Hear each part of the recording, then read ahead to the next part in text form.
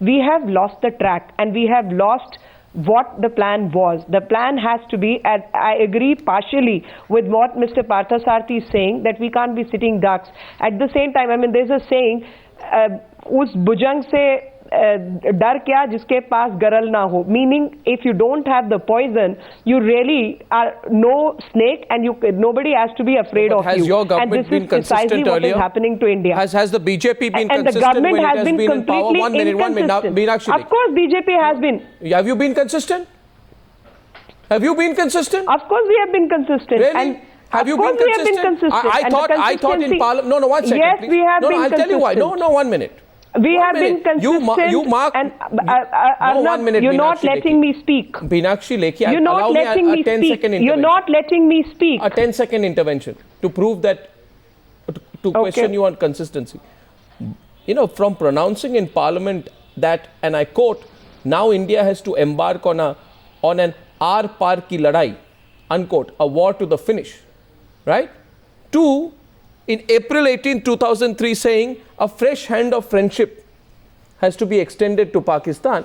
I don't know if there has been great consistency and of levels of tolerance, even when you were in power, greatly changed during the NDA government. I am not wrong. If I am wrong, Mr. Parthasarathi, correct me right now. No. I'm not on that. I don't want to find fault with anyone politically. No, but I'm only on the point of consistency. All I'm saying is, yes, there is totally inconsistent to have invited Musharraf to Agra. Exactly, that's the point. After the Red Fort had been attacked by the Lashkar-e-Taiba. That's the point. So let's be very real. But we are all talking as Indians, and I'm not getting into the politics of who's right or who's wrong. All I'm saying is, let's get tough. And let me say this, that the negotiations I want to state that. I can't speak for Brajesh Mishra, I can't speak for anybody else. I'm speaking for what has happened now post 2007. I'm speaking when 2 soldiers in 2011 have been beheaded, there was no reaction. I'm speaking for the soldier which has been beheaded right now, and again there is no reaction. We are going on speaking about trade and all kinds of visa policies. What is it taking us to? And how have we isolated Pakistan? Again, answer is no. Our dialogue is again inconsistent. There is an ambivalence to the policy. I'm saying let there be a government A, let there be a government B, let there be a firm policy in place as to how one has to deal with Pakistan. So there is no and unified... because there is no consistency in that, we are suffering. Yeah, and let me point out 2 things. Let me point out 2 things. Meenakshi Lekhi, the only consistency is the lack of consistency. Let me point out 2 things so far as this particular incident is concerned. Let it not be limited to this incident. And even on this incident, leader of opposition spoke to the NSA, requested that we are with the government on any tough stand that the government needs to speak on or take. There was no response. There was no response as to how one has to deal with the widow of the person who has been sacrificed for the nation. There was no response, and today, for the first time, people have started reacting after leader of opposition I would only say this. Now, this is not what is expected of the government machinery. Instead of Akhilesh going one and then BJP going, it would have been better if an all-party parliament delegation had visited the martyrs' family. It would have been much more sense. My question to Leela Ponnappa is this. You know, do we need to have a unified universal policy? And do you agree with G. Parthasarathi, who says it's time to punch them back and punch them hard for once? Absolutely. I think first of all, it is time for us to get rid of illusions. There are too many illusions that have been built up over the past few years, and I think all parties have had a hand in this at different times, about the prospect of enduring peace with Pakistan. The realities of Pakistan have to be recognized in terms of who exercises power, what their strategic objectives are, and above all, what their attitudes to India are, because that forms the basis of all their strategic thinking, number 1.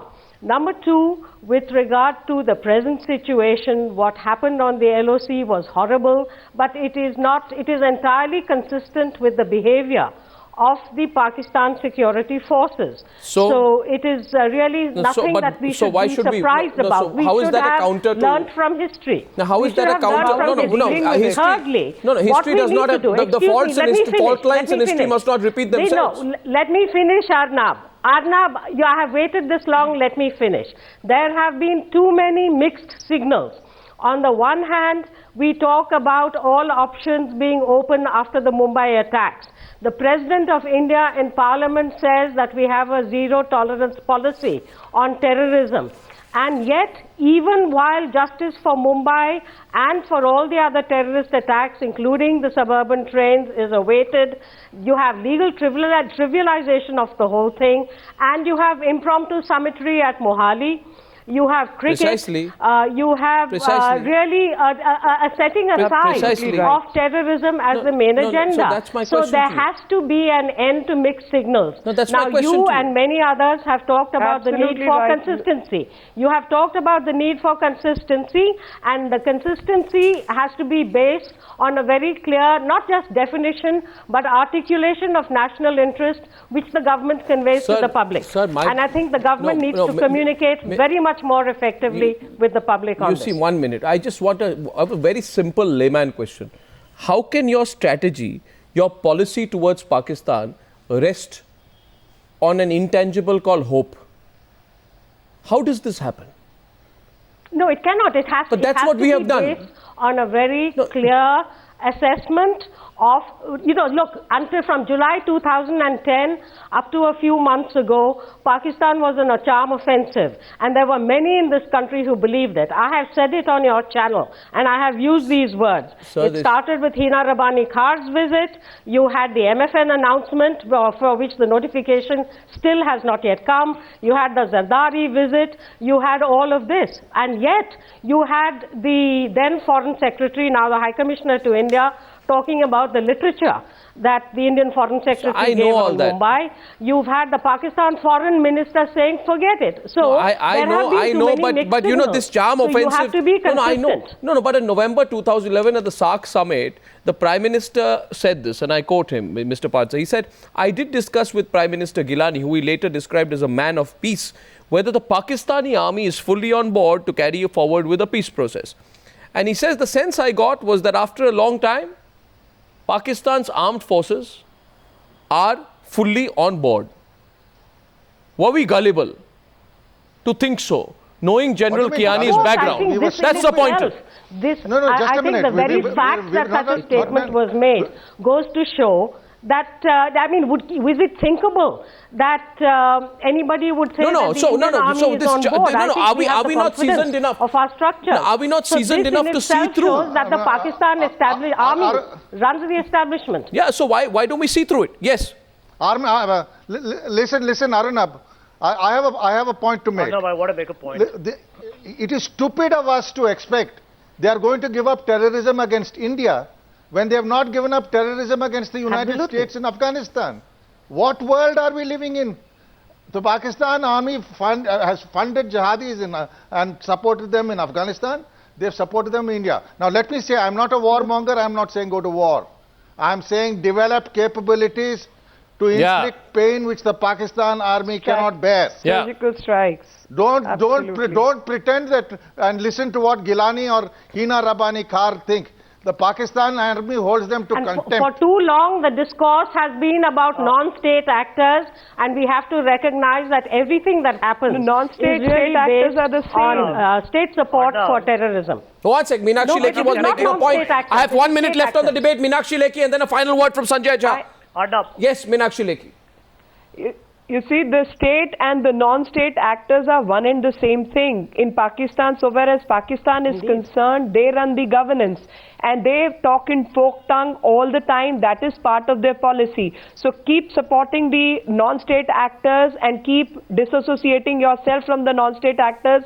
Keep pretending you're on peace talks and keep attacking. This is the manner in which their policy is run. Absolutely. And not once. Now 2611 is subsided. Afzal still remains. Kasab goes, somebody else still comes. Hafiz Saeed, again no action. They keep saying produce the documents. The foreign minister. When you talk about United Nations Security Council thing, again you're not coming up. So keep talking this and keep sending terrorists in one form or the other. They will infiltrate from the borders and they will come via visas which you are willing to give them. Absolutely. Nobody wants war, but it is the foreign minister. And in the process, invite Dawood Ibrahim Samandi, who openly claims that he is a great admirer of Dawood Ibrahim. Almost came, was stopped at the last minute. And these people, will keep sending their players, they will keep sending their singers and keep taking money out of this country. Sending mixed signals and we must get rid of any illusions. Follow the army and the government need to speak in the same language. For what it is. Mr. Jha, everyone's achieved a consensus here. Why do you want to be the odd one out? Are you not sensing the mood of the nation? Are you not sensing the mood of the nation? Even the Congress Party senior leaders, absolutely. Even Congress Party senior leaders Let me tell you, the Congress Party have talked of a proportionate and strong response. Well, I can tell you there are two factors here. Number one, I hope they can bring the Prime Minister and his office in line with the party. Sent a very emphatic statement about what are India's capabilities. Number one, I think the General himself said that the way it has been handled. We don't want statements, we want action. Has been speaking very vocally. Is being done in a correct fashion. Number three, now Arnab, let me make a third point. You know, we flatter Pakistan here. If you believe that after decisive military triumphs over Pakistan, over 4 wars, if we believe that Pakistan is really preparing for a war against India, I think we are being extremely kind to our neighbor. Yeah. And point number 4, I think we need to go back and listen to history here. When you look at 1 minute, speak the language they understand. One simple example. Arnab, I think this matter should be handled devoid of politics. In between Israel and Palestine, whenever they have had conflict, it has not really resulted in any Mr. Jha, relationships. So somewhere down the line, even if Pakistan is responsible, India needs to send a tough message. I don't think anybody is... Mr. Jha, how can we in India, how can anyone in India, end the politics over Pakistan. If Mike Mullen can see it, if Cameron Munter said it, if Leon Panetta said it after Osama was killed, then I don't see any reason why the people of this country and all political parties cannot agree on Pak's links with terror and call it off once and for all. To my panelists tonight, I thank you very much. My question goes out to every Newshour viewer. Do you believe that the time has come for a change in strategy vis-a-vis Pakistan? I'd like to hear from you. Ladies and gentlemen, see you again tomorrow evening, 9 p.m.